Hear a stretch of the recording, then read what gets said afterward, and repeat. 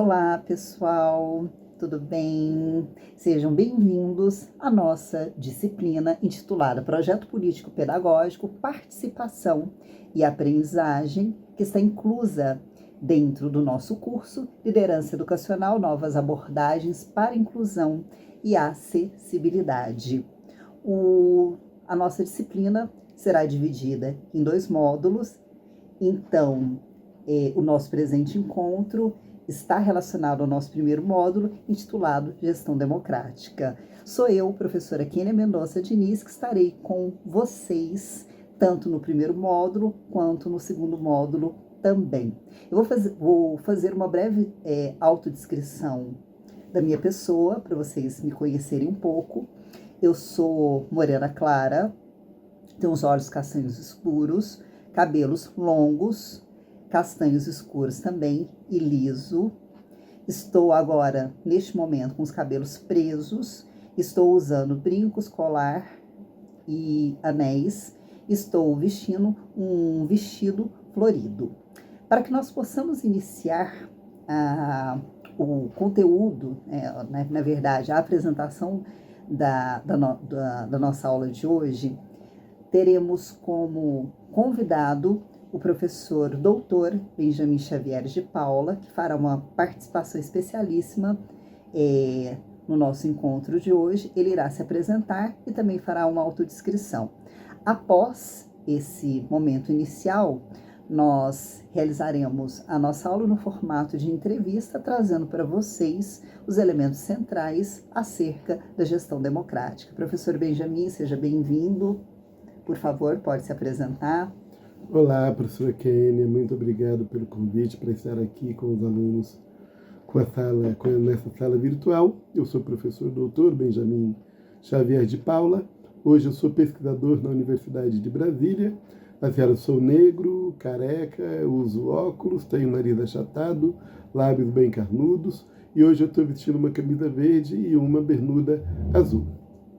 Ok, professor Benjamin, obrigada pela autodescrição. Então, vamos iniciar as nossas perguntas. E para que possamos compreender melhor o nosso primeiro módulo, eu gostaria de saber o que é gestão democrática. A gestão democrática hoje é o principal princípio orientador de toda a educação escolar. A Constituição Federal e a Lei de Diretrizes e Bases da Educação Nacional, que é a Lei Educacional Brasileira, quando elas foram construídas, ambas, elas dedicaram também a pensar como que deveria ser a educação brasileira. No texto legal, no texto da Constituição e no texto da LDB, então foi consagrado, ficou escrito que a educação ela é um direito de todo cidadão e é um dever do Estado e é um dever da família. E essa educação que o Estado deve ofertar para todo mundo, todos devem ter acesso à educação, ela deve ser ofertada com base na gestão democrática da escola. A escola ela tem que ser democrática, é isso que diz a lei. Então, ou seja, democrático é o contrário de autoritário. Então, na escola não é o diretor que manda, não é o coordenador que manda, não é o professor que manda. A escola é um espaço democrático onde todos constroem juntos com diferentes funções. O diretor tem uma função, o coordenador tem uma outra função, o professor também, mas todas essas funções são voltadas para garantir a participação dos alunos e dos pais na escola, para que a escola consiga cumprir com os objetivos de formar cidadãos conscientes do seu papel na sociedade. Ah, perfeito. E, professor Benjamin, e como fazer essa gestão democrática dentro da escola? Ótimo. Para fazer acontecer a gestão democrática, há alguns instrumentos que já estão pensados na própria legislação e outros que, na verdade, eles precisam ser fomentados, eles precisam ser incentivados pela equipe escolar. Para fazer a gestão democrática na escola, para que a escola seja de fato democrática, o primeiro princípio é que todos devem participar da escola. Assim, todos devem participar da escola. A escola ela tem instrumentos para que essa gestão democrática, para que a gestão democrática seja implementada. O primeiro instrumento. A escola tem um instrumento chamado Conselho Escolar. No conselho escolar, é o conselho escolar que decide todas as questões da escola. No conselho escolar deve ter a participação do diretor da escola, dos professores da escola, dos pais e também dos alunos. Todos têm que participar do conselho escolar para decidir quais são os rumos da escola. É este conselho escolar que vai aprovar um documento que é a Constituição da Escola, que se chama Projeto Político Pedagógico. No projeto político pedagógico, ele vai falar, depois aí mais na frente, no próximo bloco, vocês vão estudar especificamente o projeto político pedagógico, mas é um documento que vai, na verdade, dizer como que essa gestão democrática deve ser. Há outros instrumentos, por exemplo, o Grêmio Estudantil, ele é um espaço onde os alunos se organizam de forma autônoma para, assim, como que os alunos vão participar da vida escolar. Tem, assim, algumas escolas têm um instrumento chamado Associação de Pais e Mestres. Nas associações de pais e mestres, os pais podem contribuir com a gestão escolar no sentido de dizer como que a escola deve funcionar. Então, ora, assim, no conselho de classe, os professores vão discutir as questões de natureza mais pedagógicas. Então, a escola tem vários instrumentos. O conselho escolar, o projeto pedagógico da escola, o Grêmio Estudantil, a Associação de Pais e Mestres e as próprias reuniões. A reunião de pai, por exemplo, as reuniões a reunião familiar, a reunião com a família, é um espaço para discutir o andamento do projeto pedagógico, não é para reclamar do aluno. Entendeu? Então, a reunião com os pais é para quê? Exatamente para discutir os aspectos pedagógicos, como que a escola está cumprindo essa sua missão, que é gerir a educação de forma democrática, conforme diz a Constituição Federal, conforme diz a Lei de Diretrizes e Bases da Educação Nacional. Certo. Então, porque até o meu próximo questionamento era exatamente esse. Quais são esses principais instrumentos utilizados para que se ocorra a efetivação da gestão democrática? Acho que você já trouxe alguns desses instrumentos. Eu acho que seria importante também reiterar quais são esses personagens, essas pessoas, né, que participam da gestão democrática. Sim, primeiro é importante então dizer que a escola, ela não é um prédio, entendeu? A escola são as pessoas que fazem que esse prédio tenha alguma utilidade para as nossas vidas. Então, na escola nós temos 3 segmentos importantes. O primeiro segmento é dos professores, e gestores, da educação, os profissionais da educação, que são a equipe da escola, os funcionários que trabalham na escola. O segundo segmento são os pais. E o terceiro segmento são os alunos. Então, alunos, pais, professores, junto com a equipe e profissionais da educação, formam os 3 segmentos da escola. Esses 3 segmentos, eles são muito importantes. Por quê? Porque qual que é o objetivo maior da escola? O objetivo maior da escola é fornecer a educação escolar. Uma educação escolar que tem que ser uma educação escolar de qualidade. Mas o que é uma educação de qualidade? Quem sabe o que é uma educação de qualidade? Não é o professor sozinho, não é o diretor sozinho, não é o coordenador sozinho. Cada aluno sabe o que é uma educação de qualidade para si. Mesmo aluno da educação infantil, os pais dos alunos sabem o que é uma educação de qualidade para os seus filhos. E também os professores que são formados para educar, para ensinar, eles também sabem e têm uma concepção sobre o que é uma educação de qualidade. A gestão escolar e a equipe pedagógica, não é? Muitas vezes a gente acha que a escola, não é? Por exemplo, se não tiver, às vezes, merendeiro, as crianças com fome não vão estudar. Então a gestão democrática não vai acontecer. A qualidade também não.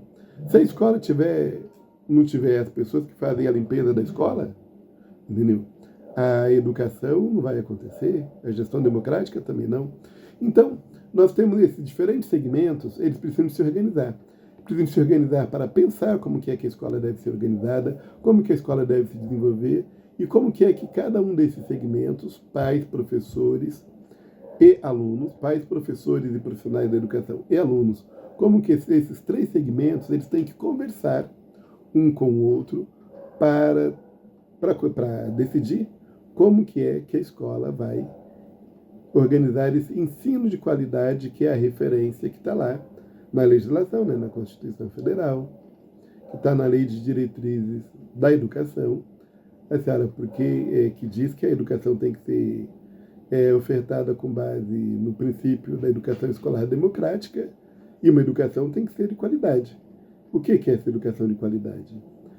Para cada escola, a educação de qualidade não é a mesma coisa para todo mundo. Educação de qualidade não é ter um monte de conteúdo, não é educação de qualidade não é ter um monte de matéria no caderno, não é, tem, muitas vezes o aluno chega na escola e diz para o pai, assim, hoje a escola foi legal, aí o pai pergunta, o que é que vocês estudaram hoje? Deixa eu ver o seu caderno. Aí ele fala, não tem nada, porque o professor, na verdade, ele não passou nada, ele só ficou conversando. Mas ele só ficou conversando? Ele não deu aula? Então, quem disse que ouvir os alunos também não é dar aula? Quem disse que ouvir nele? Então, ou seja, às vezes o que as famílias esperam é que tenha um caderno cheio de conteúdo. Mas educar não é passar um monte de conteúdo. Educar é formar cidadãos para que possam enfrentar os problemas da sociedade com autonomia e com responsabilidade.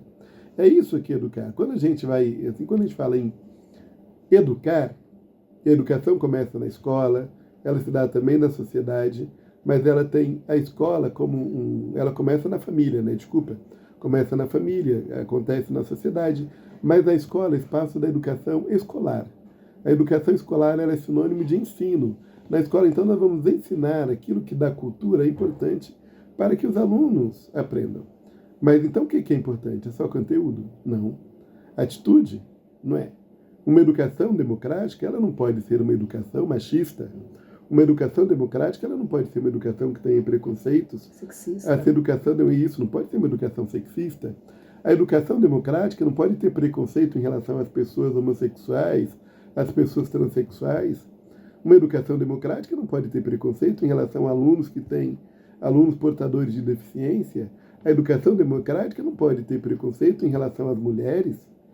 Entendeu? Então, a educação democrática é uma educação onde todo mundo participa e onde todo mundo respeita os espaços educacionais. A educação democrática é uma educação inclusiva. Sim, eu acho que essa é a grande questão. A educação democrática, ela é uma educação inclusiva. Ainda que educação inclusiva e educação democrática sejam coisas diferentes, mas uma não acontece sem a outra. A educação democrática, sim, para que ela seja democrática, ela tem que ser inclusiva. Uhum. Para que a gente possa finalizar, eu gostaria que você falasse um pouquinho. Tem um autor do qual eu gosto muito, que é o Paro, da Universidade de São Paulo, da USP. E ele traz dois conceitos estruturantes acerca da gestão democrática participativa, que é o conceito de ter autoridade e autoritarismo. Por que esses conceitos eles são importantes para se compreender a gestão democrática? Obrigado pela pergunta. Professora Kênia, eu tive o privilégio e o prazer de conhecer o professor Vitor Henrique Paro, porque fiz o meu mestrado na Faculdade de Educação. O professor Vitor Henrique Paro foi um dos meus grandes professores, que eu tenho muita admiração de ter conhecido, de ter sido aluno dele. O professor Vitor Henrique Paro, ele na verdade ele diz o seguinte: o autoritarismo ele é fruto da nossa sociedade e de uma coisa muito ruim na nossa sociedade, que essa coisa na verdade você quer impor. Quando você quer impor as coisas de acordo com uma única pessoa, ou seja, o diretor ele quer impor a sua vontade a todo mundo, essa é uma educação autoritária. O professor quer impor a sua vontade a todos os alunos, é uma educação autoritária. E mesmo em casa, né, quando o pai e a mãe querem impor a coisa, é uma educação autoritária. Ele está dizendo que a educação autoritária, entendeu? Só que existe uma outra dimensão que é muito diferente. A autoridade. A autoridade ela vem do reconhecimento e sem autoridade não existe educação. E o que é autoridade? Quando a gente está em casa, por exemplo, qual que é a autoridade? A autoridade, meu pai e minha mãe. No espaço do lar, no espaço da família, o pai e a mãe é autoridade. Mas é autoridade por quê? Porque eles mandam? Não. Eles são autoridade não é porque eles mandam, mas porque eles são responsáveis e são reconhecidos pelos filhos e pelo núcleo familiar como os responsáveis para conduzir bem aquele espaço, que é o espaço da casa. Não é diferente na escola. Na escola, quem manda? São os professores e o diretor? Não. Mas é o diretor, o coordenador, o merendeiro, o inspetor de alunos e, na sala de aula, o professor, os principais responsáveis por organizar a educação, então eles têm uma responsabilidade. E é fruto dessa responsabilidade que vem a legitimidade.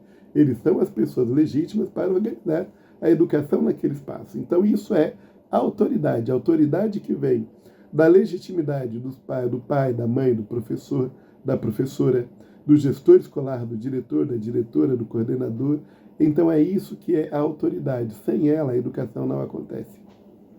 Perfeito, professor Benjamin. E muitíssimo obrigada pela participação. Gostaria só de fazer um adendo. Professor Benjamin Xavier de Paula, primeiro professor, o doutor e pós-doutor quilombola do Brasil. Então, nós tivemos o privilégio de tê-lo aqui conosco. Ele é historiador de base, graduado pela Unesp, com pós-graduação pela USP e pela UFO também.